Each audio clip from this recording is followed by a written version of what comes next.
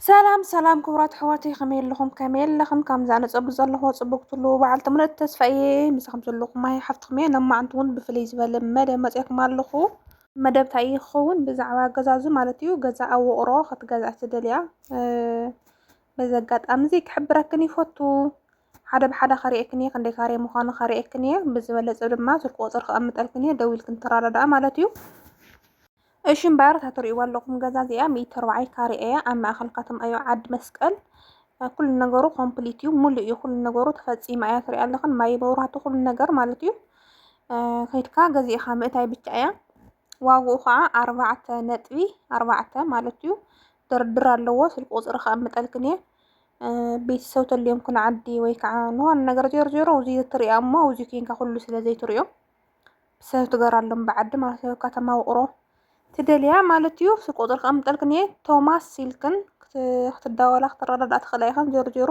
ኣርባዕተ ድርድር ዘለዋ ማለት እዩ ኩሉ ነገር ኣብ ምልእቲ ምንም ጎደሎ ዘይብሉ እንተወደአ እዚኣ ከዓ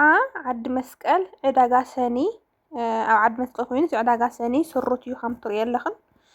ዳርጋ ፍርቆ ወፅሑ ክለክን ይኽእል ጀርጀሩ ግን ኩሉ ተሰሪቱ እዩ እኒኦ 140 ካሬ لعل مفصام بچاين اريكن بر مسرات منامن سيكوتات بالنجر يولي دحانيو بچا اب عد مسقل كوينو عداغا سني مالتي تفلطات الليخن وي كعسب غيركن كتريو تخلايخن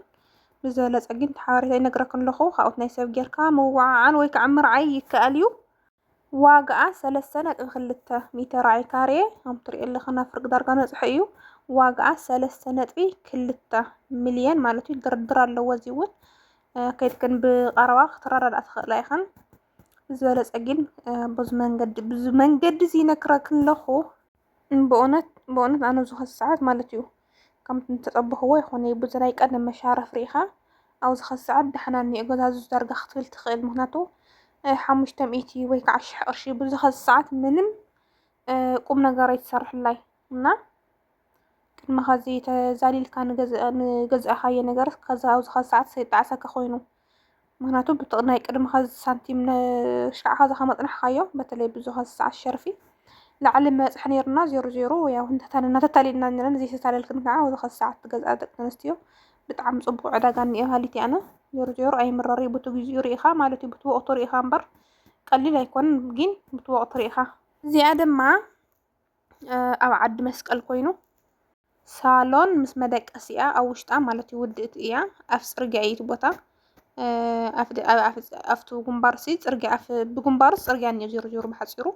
ንስራሕ ቦታ ለውናይ ክኾን ይኽእል ይስተኻኺልካ ብደንብ ሰሪሕካ ማለት እዩ ጀርጀሩ ውሽጡ ግን ክላስ ነው እዩ ሓደ ክላስና ሳሎን ፍጹም እዩ ንኩል ነገር ጃህዚና 140 ካሬ እያ 140 ካሬ ዋጋኣ 3.6 3.6 ማለት እዩ ብዘለጸ ድማ ከምቲ ንወልኩኹን ማዩ መብራህቱ ሕጋውነቱ ምናምን ቤተሰብ ሌካ መረጋጽ ይኽእል እዩ ብዘለጸ ግን ኣውዚ ኮመንቲ ስልክ ቁጥር ከኣምጠልክን ወይ ከዓ ብላዕሊ ስልክ ቁጥር ከኣምጠልክን ቶማስ ብርሃነ ይልክን ከተራራደው ትኽእል ኢኸን ከምዚ ዓይነት ነገራት ከምጸልክን ኣነ እውን ተሰዲልለይ ወይ ከዓ ከምዚ ሓድሽቲ ነገራት ኣቑሑ ከምዚ ናይ ገዛ ድዩ ታክስታት ድንሽ ወጣ ነገር እንድሕርኒ ኮይኑ ከምዚ ሓድሽ ነገራት ከምጸልክን ደቂ ዓበይቲ ስኻቶም ድማ ሰብስክራይብ ላይክ ሼር ናገርኩም መታወዕኒ በርግጽ ኣይክፈሎን ሰብስክራይብ እና ሼር ናይ ግን መታወዕ ኾነኒ ይኽእል ፈለክን ይፈቱ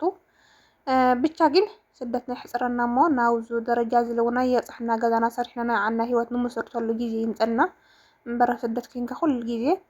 همدي كتقامت خنديني أجازة خنديني أو حنا الكحتقامت بتعمي سلتاو جد